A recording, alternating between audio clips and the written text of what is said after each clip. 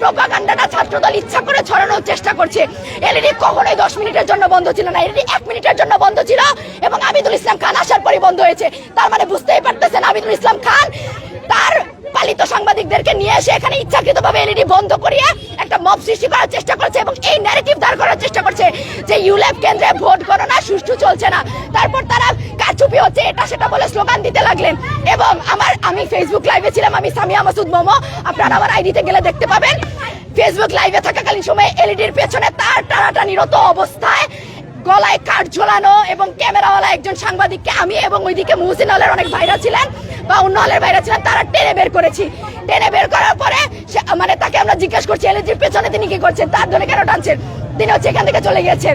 এর মানে তিনি চলে যাওয়ার কিছুক্ষণ পরে মানে এখান থেকে বের হয়ে আসার সাথে সাথে এলইডি অন হয়ে যায় এবং ছাত্রদল মনোনীত ভিপি প্রার্থী আবিদুল ইসলাম খান তার মব ক্রিয়েট করা শেষ করে মিছিল টিছিল শেষ করে চলে যান।